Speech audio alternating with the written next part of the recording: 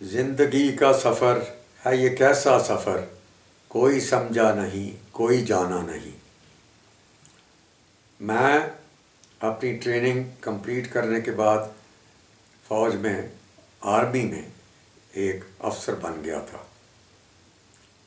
شاید اگر پارٹیشن نہ ہوتی تو میری چوائس میں یا میری جو سلیکشن ہے اس میں آرمی شاید آتا ہی نہیں، کیونکہ گاؤں سے نکلنے کے بعد ایک اچھے کھاتے پیتے گھر کا نوجوان ہونے کے ناطے شاید میرے لیے اور بہت سی چوائسیز ہوتی، لیکن جب پارٹیشن ہوئی تو اس کے بعد ایک تو میں نے یہ محسوس کیا کہ میرے پتا جی کو ایک مدد ہو جائے گی، کیونکہ جیسا مجھے میرے دوست کیلاش ملہوترا نے بتایا کہ اگر میں سلیکٹ ہو جاتا ہوں تو میری پوری جو ٹریننگ ہے، وردیوں کا خرچہ، ٹریننگ کا خرچہ، پڑھائی کا خرچہ جو 4 سال تک ہوگا اور کھانا پینا جو ہوگا وہ سب فری ہوگا۔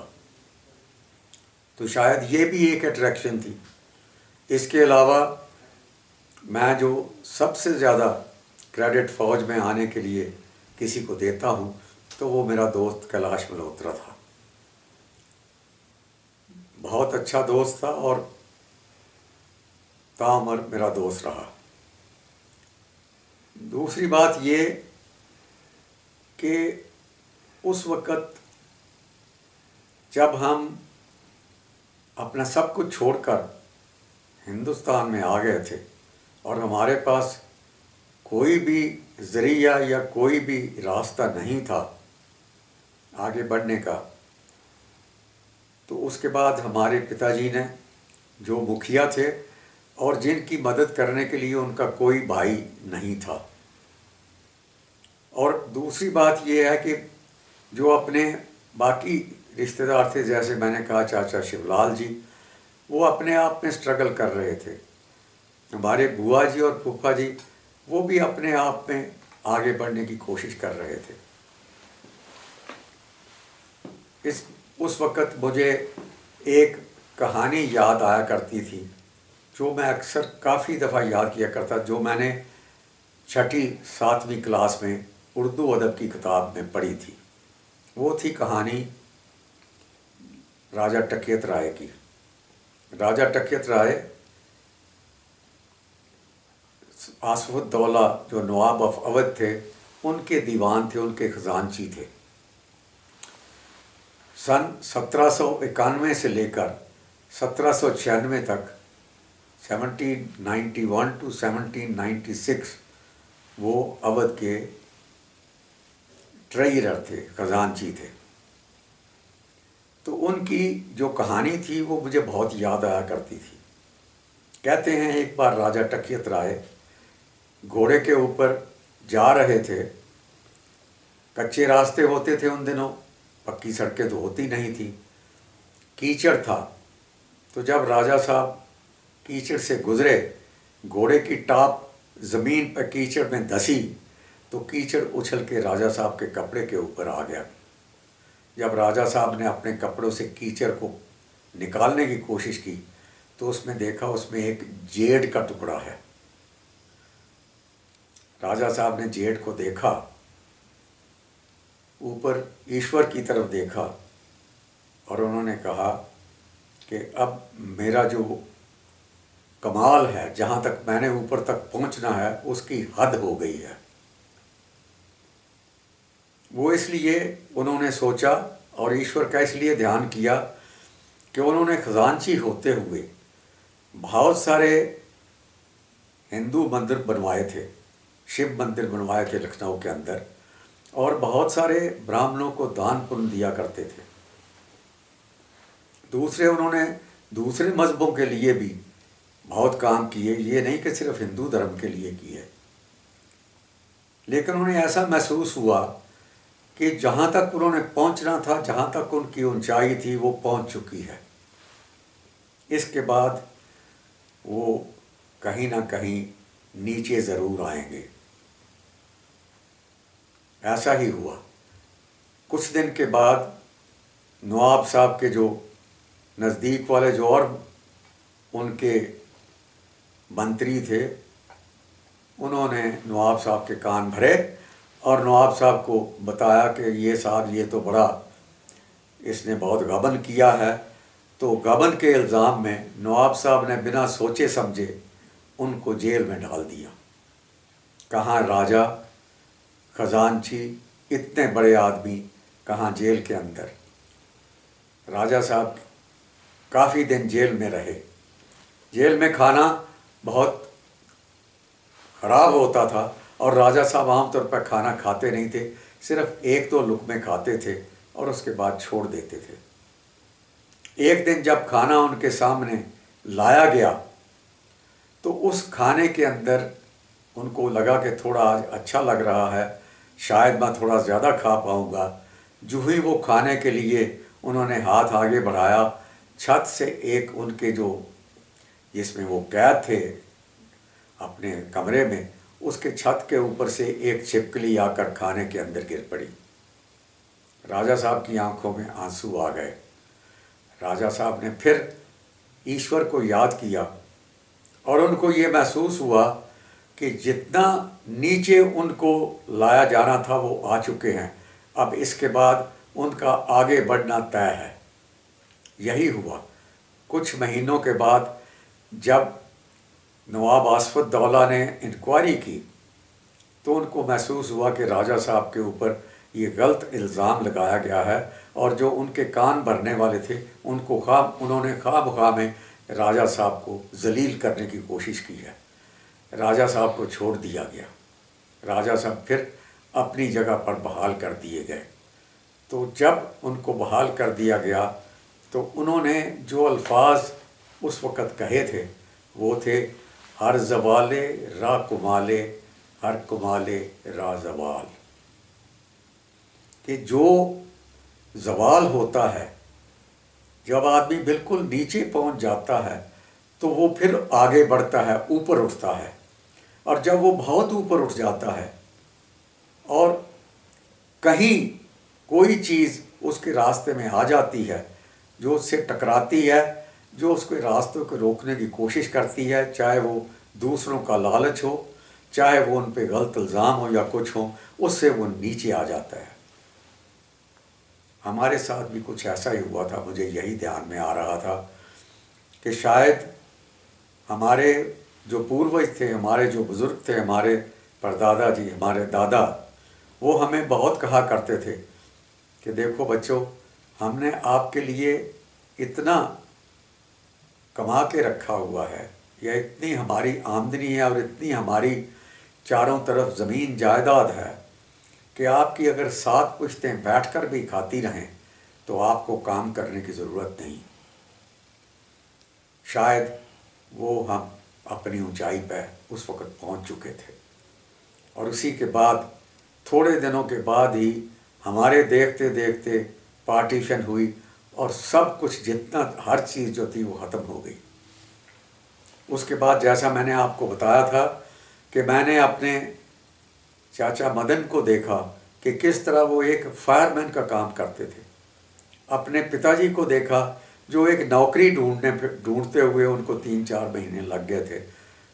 किस तरह वो एक सेकंड हैंड साइकिल लेकर घूमा करते थे और हमारे लिए खाने का बंदोबस्त करते थे।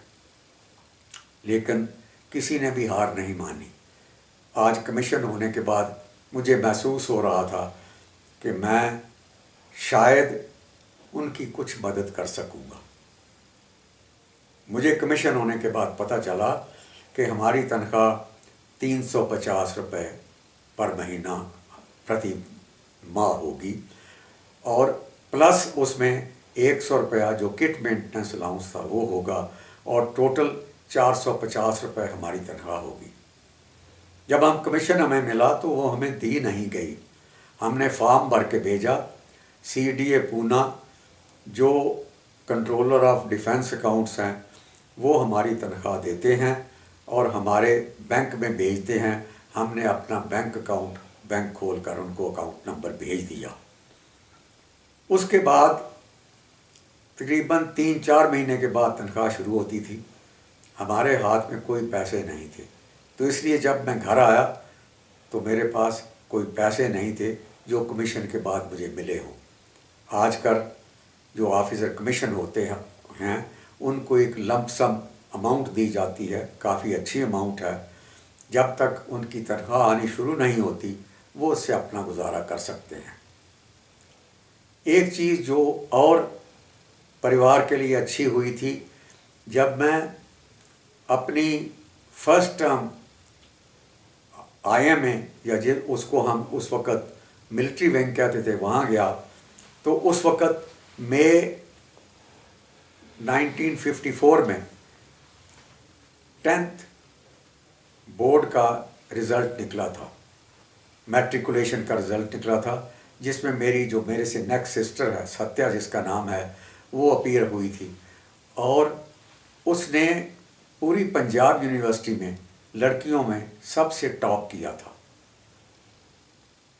ये बहुत खुशी की बात थी हमारे पूरे परिवार के लिए, हमारे जितने भी भाई बहन थे, रिश्तेदार थे, उन सब के लिए। मेरी ये जो बहन मेरे से नेक्स्ट सत्या जो हैं, ये पूरा इनके एकेडमिक कार्य जो है वो बहुत ही ब्रिलियंट रहा। इन्होंने बाद में MA संस्कृत में किया और जो MA में इनका रिकॉर्ड है संस्कृत में नंबर हासिल करने का, वो बहुत सालों तक कायम रहा। मैं नहीं जानता आज ये रिकॉर्ड टूट चुका है या नहीं। उस वक़्त पंजाब यूनिवर्सिटी बहुत बड़ी यूनिवर्सिटी होती थी, क्योंकि अभी हरियाणा और हिमाचल इससे नहीं निकला था। तीसरी बात जो इस दौरान में परिवार के लिए हुई वो ये थी कि मेरे भाई साहब ने 12th पास किया, उसके बाद वो पढ़ना नहीं चाहते थे और उन्होंने भाग दौड़ कर पंजाब पब्लिक रिलेशन में नौकरी शुरू कर दी। तो परिवार के लिए ये जो 3 चीज़ें थी ये बहुत अच्छी हुई। और जैसा मैंने कहा कि अब परिवार को आहिस्ता आहिस्ता आगे बढ़ना फिर शुरू हो गया था। जब मैं जलंधर में आया, मेरे पिताजी और मेरे भाई साहब पासिंग आउट परेड के बाद पहले उसी वक्त आ गए थे। उसी दिन हम 2 दिन के बाद जब जलंधर में उतरा, फर्स्ट क्लास कंपार्टमेंट से उतरा, वर्दी पहन के, केन मेरी बगल में था, तो बहुत ही मेरा स्वागत हुआ। मेरे पिताजी, माताजी, मेरे बड़े भाई स्टेशन पर आए हुए थे, सब ने मेरा स्वागत किया। रिक्शा ही होते थे, कोई और हमारे पास गाड़ी तो थी नहीं। रिक्शा में मैं फूलों की मालाएं पहनी हुई थी, रिक्शा में बैठकर, जो पैडल रिक्शा है, उसमें मैं घर में पहुंचा। रेलवे स्टेशन पर जब मैं उतरा तो मेरा जो सामान था, मेरा छोटा भाई भी आया हुआ था, उसने मेरा सामान कंधे पर उठाने की कोशिश की। मैंने कहा नहीं, छोड़ दो, कुली को बुलाओ, अभी मैं अफसर बन गया हूँ। तो उसने मुझे कहा कि अफसर बाद में देखा जाएगा, अभी मेरे में अभी दम है, मैं सामान उठा के खुद लेके चलता हूँ। और वो खुद सामान उठाकर वहाँ रिक्शा तक ले आया। उसकी, मेरे छोटे भाई का नाम प्रेम, जैसे मैंने पहले आपको बताया था, उसकी ये आदत सारी उम्र कायम रही। उसने कभी भी छोटे से छोटा काम करने में भी कभी भी परहेज नहीं किया। हर काम को वो अपने हाथ से खुद कर लेता था, उसको उसमें कोई भी शर्म नहीं आती थी, कभी भी उसने शर्म महसूस नहीं की। आने के बाद, जैसे मैंने आपको बताया था, हमें 3 हफ्ते की छुट्टी मिली थी। छुट्टी के दौरान मैं सब जितने भी अपने दोस्त जो जलंधर में थे, जिनके साथ मैं पढ़ा था और जो उस वक्त अभी जलंधर में थे, जलंधर से बाहर नहीं चले, क्योंकि मैं 4 साल के बाद आया था, तो उनसे मैं मिला। बहुत खुश हुए वो मुझसे मिलके। हम आपस में खान पीन भी किया, कोई बड़ी पार्टी नहीं की, क्योंकि इतने ज़्यादा हमारे दोस्त बाकी रहे ही नहीं थे, वो सब अपने अपने कामों में निकल चुके थे।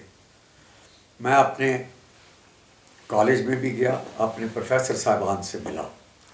एक बात मैं आपको बताना चाहता हूँ कि जब मैं अपनी ट्रेनिंग कर रहा था एकेडमी में, تو اس وقت ایک دن پتہ نہیں میرے دل میں کیا خیال آیا، میں نے سوچا ایک دن میں اپنے school Sain Das Anglo Sanskrit high school Jalandhar میں ہو کے آتا ہوں۔ چھٹی میں تھا، میں نے اپنی وردی پہنی، ٹوپی پہنی، ٹوپی کے اوپر جیسے میں نے بتایا ہم ٹریننگ کے دوران ہیکل، لال رنگ کا ہیکل لگا ہوتا تھا، اوپر جو بندہ لگا ہوتا ہے وہ پہنا ہوا تھا، اور میں اپنی پوری وردی پہن کر اسکول کو چل پڑا۔ رکشہ میں نہیں بیٹھا تاکہ میری وردی کی کریز خراب نہ ہو۔ گھر سے جیسا میں نے پہلے کہا تھا کہ تقریباً 1.5-2 کلومیٹر ہمارا اسکول تھا، اور میں ایسے چل رہا تھا جیسے زمین سے تھوڑا اوپر چل رہا ہوں، بڑی خوشی کے ساتھ چلتا ہوا۔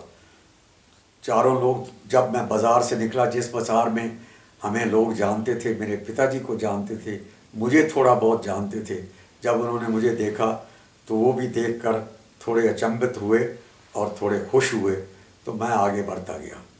جب میں اسکول میں پہنچا، ہیڈ ماسٹر صاحب کے آفس کے برانڈے میں کھڑا ہو کر میں نے چپراسی کو بولا کہ ہیڈ ماسٹر صاحب کو بولیے کہ ایک ان کا پرانا شاگرد ان کو ملنے کے لیے آیا ہے۔ اس نے ہیڈ ماسٹر صاحب کو بتایا، کوئی کارڈ وارڈ تو ہم نے چھپوائے ہوئے نہیں تھے کیڈٹ ہونے کے ناطے۔ ہیڈ ماسٹر صاحب نے مجھے اندر بلایا، میں نے جا کر بڑی تپاک سے ساودھان کیا، پاؤں زور سے کھٹکائے اور ہیڈ ماسٹر صاحب کو سلیوٹ کیا۔ ہیڈ ماسٹر چمن لال، جو ایک بڑے سیریس مزاج کے آدمی تھے، اٹھ کر کھڑے ہو گئے، مجھے دیکھا، اپنی کرسی سے گھوم کر آگے آئے، میرے ساتھ ہاتھ ملایا۔ مجھے ہیڈ ماسٹر صاحب کے ہاتھ ملاتے ہوئے شرم بھی آئی، میں نے ان سے ہاتھ ملایا اور نیچے جھک کر ان کے پاؤں کو ہاتھ لگایا۔ اس وقت ہیڈ ماسٹر صاحب کی آنکھیں بھر آئیں، بہت خوشی ہوئی ان کو، مجھے بٹھا لیا، تھوڑی دیر میرے سے بات چیت کی، میرا نام پوچھا کہ کب یہاں آپ اسکول میں پڑھتے تھے، تو میں نے بتایا کہ میں 1948 سے 1950 تک رہا تھا، اور 1950 میں نے میٹریکولیشن کیا تھا۔ تو میں نے ان کو بتایا کہ میں نے 1950 میں اسکالرشپ حاصل کیا تھا، اور اس کی وجہ میری قابلیت نہیں تھی، اس کی وجہ یہ تھی کہ جو ہیڈ ماسٹر صاحب نے مجھے پڑھایا تھا، جو خود کلاسز لیتے تھے، اور جو باقی ہمارے ٹیچر ہماری اسپیشل کلاس لیا کرتے تھے 20-22 لڑکوں کی، اس کی وجہ یہ تھی کہ ان کی اس محنت کے کارن میں نے وہ اسکالرشپ حاصل کیا تھا۔ ہیڈ ماسٹر صاحب بہت خوش ہوئے، میرے ساتھ باہر آئے، آ کر جو ہمارا مین انٹرنس ہال ہے، جب ابھی بھی وہ اسکول میں اگر آپ جائیں تو سامنے ایک بڑا ہال ہے، اس میں آپ انٹر کرتے ہو، اس میں اوپر چاروں طرف کافی اونچی چھت ہے، اور چھت کے چاروں طرف بڑے بڑے بورڈ لگے ہوئے ہیں، شاید آج بھی لگے ہوئے ہوں گے۔ ان بورڈز پہ جو بھی اسٹوڈنٹ اسکالرشپ حاصل کرتے ہیں، ان سب کے نام اس سال کے آگے درج ہوتے ہیں۔ وہ مجھے 1950 والا جو بورڈ تھا اس کے سامنے لے گئے اور کہنے لگے، دیکھو وہ آپ کا بورڈ ہے، آپ میں سے 19 لڑکوں نے یہ اسکالرشپ حاصل کیے تھے، جو اسکول کے لیے ایک بڑی گرو کی بات تھی، اور اسکول میں اس وقت اس ٹائم کے سب سے میکسیمم اسکالرشپ جو تھے وہ ہمارے اسکول کے آئے تھے۔ اس کے بعد ہیڈ ماسٹر صاحب میرے سے بات چیت کرتے ہوئے مجھے اسکول میں گھمانے کے لیے لے گئے، وہ مجھے ہر کلاس میں لے کے گئے۔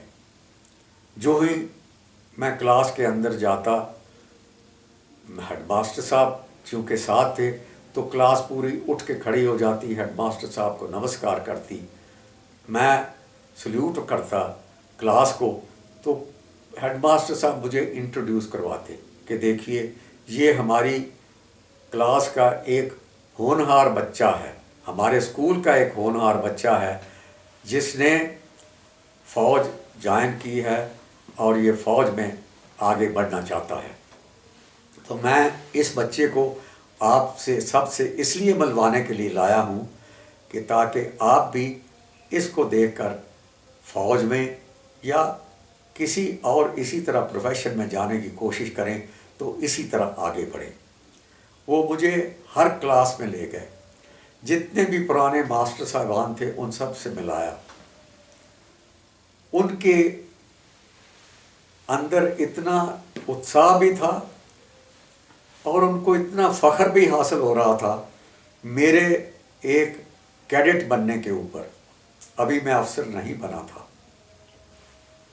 مجھے اس دن ایسا محسوس ہوا کہ جتنی دیر میں اسکول میں ان کے ساتھ چل رہا تھا میرے پاؤں شاید زمین سے 6 انچ اوپر چل رہے تھے.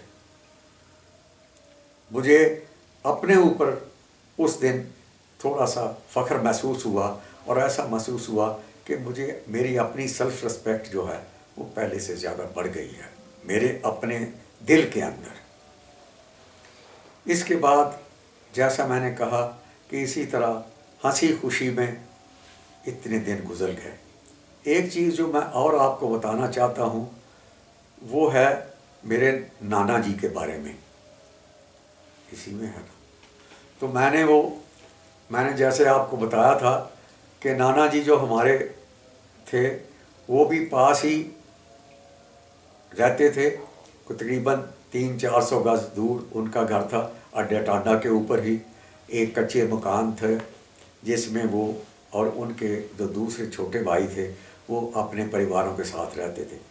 کچے گھر تھے، ریلوے لائن کے بالکل پاس تھے اور ہم ان کو اکثر ملنے جایا کرتے تھے. میں نے آپ کو بتایا تھا کہ وہ ایک بہت نامور پٹواری اپنے زمانے میں ہوا کرتے تھے. ادھر آ کر بھی انہوں نے اپنے اسی عہدے کے لیے یا اسی اپنے کام کے لیے پنجاب گورنمنٹ میں اپلیکیشن دی ہوئی تھی. تو ان کو امبالہ کے پاس کہیں کسی ایریا میں پٹواری کی نوکری مل گئی تھی. وہ جا رہے تھے وہاں پر اور ان کی ایک عادت تھی جو وہ یہ کہتے تھے کہ دیکھو ہم گاڑی ہمارا انتظار نہیں کرتی، ہمیں گاڑی کا انتظار کرنا ہوتا ہے. دوسری بات یہ تھی کہ ان دنوں میں گاڑیاں بہت کم تھیں، اتنی ریگولر گاڑیاں چلنی شروع نہیں ہوئی تھی. تو ان کو یہ تھا کہ گاڑی کوئی مس نہ ہو جائے اور گاڑی میں ان کو بیٹھنے کی جگہ مل جائے، کیونکہ ان کو ایک ڈیٹ کے ایک تاریخ کو جا کر حاضری بھرنی تھی. تو اس لیے وہ گھر سے جلدی تیار ہو کر نکل گئے اور ٹکٹ خرید کر ہم ان کو ریلوے اسٹیشن پر چھوڑ آئے. ابھی گاڑی نہیں آئی تھی. وہ تقریباً 3-4 گھنٹے پہلے ہی جا کے ریلوے اسٹیشن چلے جاتے تھے.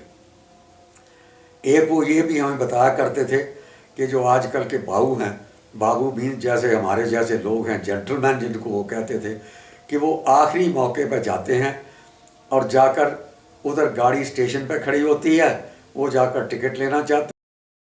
ٹکٹ لینے کے لیے آگے ہاتھ کرتے ہیں تو جتنا کھوٹے چینج ہوتا ہے نا، کھوٹے پیسے، وہ سب بابو نے اکٹھے ایک طرف رکھے ہوتے ہیں. وہ سب جلد، کیونکہ ان کو پتہ ہے کہ یہ گاڑی چلنے والی ہے اور یہ جس نے میرے سے ٹکٹ لیا ہے وہ اپنا چینج چیک نہیں کرے گا. تو یہ ایسے جو بابو ہوتے ہیں وہ کھوٹے پیسے لے کر بھاگتے ہوئے آتے ہیں اور آ کر گاڑی میں بیٹھ جاتے ہیں، اور جب دیکھتے ہیں کہ سارے کھوٹے پیسے ان کے ہاتھ میں ہیں تو پھر وہ بابو کو کوستے بھی ہیں اور آگے بھی بڑھتے جاتے ہیں. تو وہ اس لیے بہت پہلے چلے جاتے تھے. خیر اگلے دن سب نے سوچا کہ بھائی ہمارے نانا جی جن کو ہم لالا جی کہتے تھے وہ پہنچ گئے امبالہ اپنے نوکری پر. صبح صبح میں نے جیسے بتایا تھا کہ ہم جب چھٹی پہ بھی ہوتے تھے تو ہم باہر دبی تالاب کی طرف ٹوائلٹ کے لیے بھی اور نہانے کے لیے بھی جاتے تھے. تو ہم نے دیکھا کہ بھائی وہ میرے ماما جو میری عمر کے ہی تھے، 2 میرے ماما جی، وہ بھی وہاں کھڑے تھے اور ایک گاڑی وہاں کھڑی تھی وہ ریلوے ٹریک کے اوپر، جو ریلوے کا پھاٹک تھا اس کے پاس کھڑی تھی، اور وہ دونوں وہاں کھڑے تھے. میں نے کہا کیا ہوا؟ کہنے لگے اوپر دیکھو. ہم نے دیکھا تو ہمارے نانا جی گاڑی کے اوپر بیٹھے ہوئے تھے. اس پہلی رات میں گئے ہوئے تھے اور اگلے دن صبح وہ گاڑی میں اوپر بیٹھے ہوئے یہاں لا کر شنٹنگ کر کے گاڑی وہاں کھڑی کر ہو گئی تھی. ہم سب دیکھ کر ہنسے، بھاگے گھر میں جا کے اپنی نانی کو بتایا کہ دیکھو بیبے، وہ دیکھو لالا جی جو ہے نا वो तो गाड़ी के ऊपर बैठे हुए हैं। उन्होंने हमें फटकारा, कहने लगी क्या बात करते हो, लाला जी तो तुम्हारे कल के चले गए हुए हैं। हमने कहा नहीं आओ, तो वो भागती हुई आई। जब उनको देखा कि भाई वो ऊपर बैठे हुए हैं तो वो भी थोड़ी अचंभित हुई। लाला जी को बड़ी मुश्किल नीचे उतारा गया, ताकि और कुछ नहीं तो उनको खाना तो नया दिया जा सके, और कुछ नहीं तो वो घर में आकर अपने जो टॉयलेट वगैरह है वो तो जा सकें और नहा धो सकें, क्योंकि गाड़ी पता नहीं कितनी देर वहाँ खड़ी होनी थी। तो ये बड़ी अजीब चीज़ें होती थी उन दिनों में, लेकिन ये रेगुलर थी। गाड़ी के छत के ऊपर सफ़र करना ये एक आम चीज़ थी, क्योंकि गाड़ियाँ कम थी। खैर, इसी तरह मैंने जैसे कहा छुट्टी के दौरान, ये तो बीच में मैंने आपको ये जो इंटरेस्टिंग चीज़ें थी ये बताई। छुट्टी ख़त्म हुई और उसके बाद हम वहाँ अपने रेजिमेंटल सेंटर जो उस वक़्त मेरठ में था वहाँ पर हाज़िरी के लिए चले गए।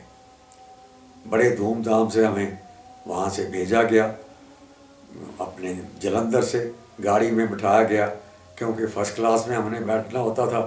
तो सब लोग जो घर वाले थे और जो हमारे बाकी थोड़े हमसाए भी थे, जिनको पंजाबी कहती आंडी गुआंढी जो थे, वो भी आ जाते थे देखने के लिए कि भाई हैं फर्स्ट क्लास डब्बा कैसा होता है, वो भी देखने के लिए आ जाते थे।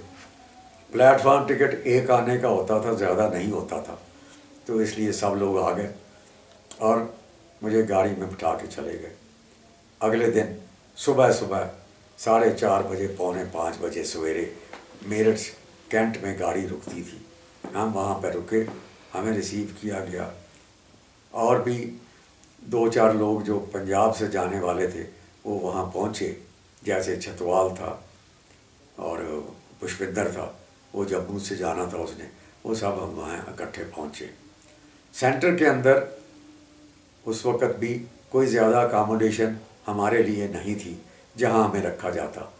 एक बहुत बड़ा सारा कमरा था, उसमें हम 6 के 6 को डाल दिया गया। मैंने जैसा आपको बताया था कि हम 6 डोगरा रेजिमेंट के लिए आए थे, सिलेक्ट किए गए थे, और हम 6 के 6 वहाँ पहुँचे और हमें 6 को एक ही कमरे में रखा गया। बाथरूम भी एक ही था, बहुत वो भी काफ़ी बड़ा सारा था, उसमें 6 कमोड रख दिए गए क्योंकि ड्राई सैनिटेशन थी। काफ़ी अजीब सा माहौल था, लेकिन हमने वो भी हमें करना ज़रूरी था क्योंकि और कुछ रास्ता नहीं था। हमारे जब हम मेस में गए तो हमें पता चला, सुबह सुबह हम जब पहुँचे ब्रेकफास्ट खाने के लिए, नाश्ता खाने के लिए, तो एक साहब हमने देखा पीटी ड्रेस में आए हैं। सरदार जी थे, लंबे पतले। तो उन्होंने आते ही बाहर से आवाज़ लगाई, कोई है? तो क्योंकि ये कोई है जो ये ब्रिटिश सिस्टम था, आते ही वो कहते थे कोई है। कोई है का मतलब ये है कि जो वेटर लोग, जिनको हम बैरा कहते थे, जो बैरे हैं, वो अंदर आ जाएं, क्योंकि वो पीछे किचन के पास बैठे हुए होते थे, इंतज़ार कर रहे होते थे कि कब साहब लोग आएँ और वो उनको नाश्ता खिलाएं। तो जब कोई है हमने सुना तो हमने कहा भाई ये कोई नया तरीका है, क्योंकि हमने अपनी ट्रेनिंग के दौरान ये कोई है नहीं सीखा था। वो आए, हमने सब सावधान हो गए, हमने कहा कोई अफसर ही होगा जो ऐसे ज़ोर से बोल रहा है। पीटी ड्रेस में थे, ऊपर पटका बांधा हुआ था सिर के ऊपर। तो उन्होंने अपने आप को इंट्रोड्यूस किया, लेफ्टिनेंट गजेंद्र सिंह पाल, GS पाल। तो हमने बड़े सावधान होकर उनसे बात की, अपना नाम बताया, अपनी पलटनें बताईं। उन्होंने बताया कि भाई देखो मैं आपका सीनियर सबल्टन हूँ। तो हमें ये पता नहीं था कि सीनियर सबल्टन होता क्या है। सीनियर सबल्टन वो होता था जो हमारे जितने भी हम 6 जो ये समझ लीजिए कि लौंडे थे, जो नए नए पहुँचे थे, उन सब का इंचार्ज होता था। और इंचार्ज का मतलब ये है कि उसका हुक्म, उसके अंदर हमने डिसिप्लिन में रहना है, ये सब काम उसके नीचे होता था। तो उसने हमें बताया कि भाई हमारा क्या काम होगा, क्या दिनचर्या होगी और क्या हमारा प्रोग्राम होगा। तो हमें अपना एक प्रोग्राम वो उन्होंने बनाना था, वो उन्होंने कहा कि दोपहर तक वो प्रोग्राम हमें मिल जाएगा और हम उस प्रोग्राम के लिहाज से चलेंगे। ओके, तो ये था हमारा सेंटर तक पहुंचने का। सेंटर में क्या हुआ और उसके आगे हम पलटनों के लिए कैसे निकले, ये मैं आपको अपने अगली बारी में बताऊंगा। शुक्रिया।